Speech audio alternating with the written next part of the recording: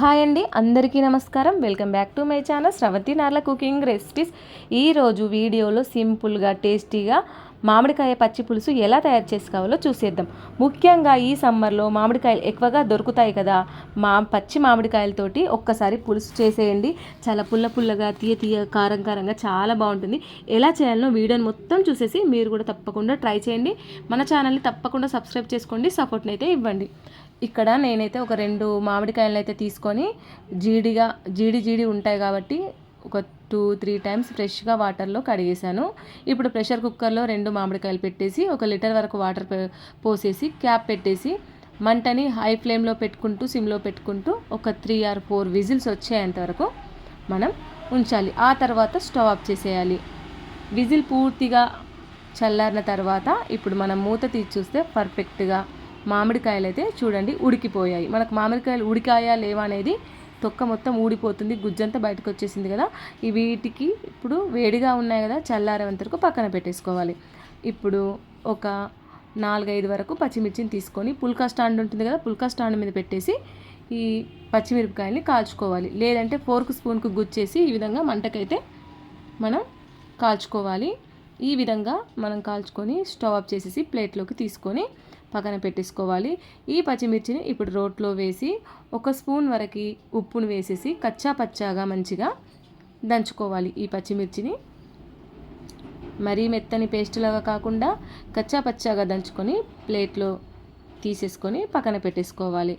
ఇప్పుడు మామిడికాయలు చల్లారిపోయాయి కాబట్టి వాటిని తొక్కని తీసేసి ఇలా టైట్గా పిండేసి పక్కన పడేసి ఇప్పుడు మామిడికాయ ఉన్న పల్ప్ అంతా మనం స్మాషర్తో కానీ లేదంటే చేత్తో కానీ పల్ప్నంతా మనం ఇలా మంచిగా పిసుక్కొని చిక్కగా మనం జ్యూస్ని అయితే తీసుకోవాలి. మామిడికాయ జ్యూస్ని అయితే తీసుకోవాలి. ఇలా మంచిగా గింజకి ఏమి లేకుండా తీసేసి ఈ విధంగా మంచిగా పచ్చి మామిడికాయ జ్యూస్ని తీసేసుకొని ఇప్పుడు ఇందులోకి కచ్చా పచ్చగా దంచుకున్న పచ్చిమిర్చి పేస్టు వేసుకోవాలి. 1 స్పూన్ ధనియా పౌడర్, 1 స్పూన్ జీరా పౌడర్ ఇందులో వేసేసుకోవాలి.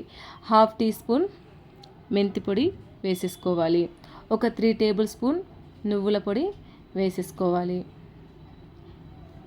ఇప్పుడు ఇందులోనే తీపి కోసం ఒక 1/2 కప్పు వరకు బెల్లం తురుముని వేసేసుకోవాలి. రుచికి సరిపడా సాల్ట్ని వేసేసుకోవాలి. ఇప్పుడు వీటన్నిటిని బాగా మిక్స్ అయ్యేంత వరకు అయితే కలుపుకోవాలి. తీయగా పుల్లగా కారంగా ఉంటుందన్నాను కదా, ఇందులో సాల్ట్ అండ్ తీపి కరెక్ట్గా సరిపోయాయా లేవా అనేది ఒక్కసారి చారు మొత్తం కలిపేసుకున్న తర్వాత నోట్లో వేసుకొని చూసుకున్న తర్వాత మీకు పడితే ఉప్పు కానీ లేదంటే బెల్లం తురుము కానీ వేసేసుకోండి. ఇప్పుడు సన్నగా కట్ చేసిన 2 పెద్ద ఆనియన్స్ వీలైనంత వరకు సన్నగా కట్ చేసినవి ఇందులో వేసేసుకొని చారులో ఇలా చేతితోటి మంచిగా స్మాష్ చేసుకుంటూ చారుని అయితే కలుపుకోవాలి. ఆనియన్స్ ఇలా చేతితోటి మనం స్మాష్ చేయడం వల్ల చారు అనేది చాలా టేస్ట్గా ఉంటుంది. మనం ఒకసారి ఇప్పుడు స్పూన్ తోటి బాగా మిక్స్ అయ్యేంత వరకు కలిపేసి మనం టేస్ట్ అయితే చూడాలి. ఏం పడితే అది వేసేసుకోవాలి.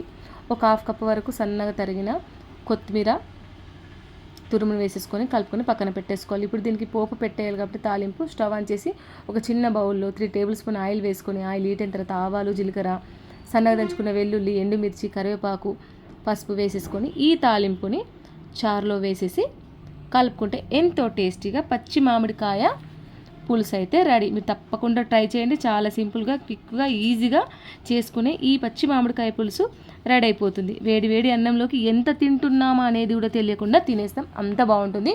మీరు కూడా తప్పకుండా ట్రై చేయండి. మీ ఫ్రెండ్స్కి, మీ ఫ్యామిలీ మెంబర్స్కి, మీ రిలేటివ్స్కి ఈ వీడియోని షేర్ చేయకండి. తప్పకుండా ఇలాంటి మంచి రెసిపీస్ కోసం మన ఛానల్ని సబ్స్క్రైబ్ చేసుకోండి. Thank you for watching. Bye.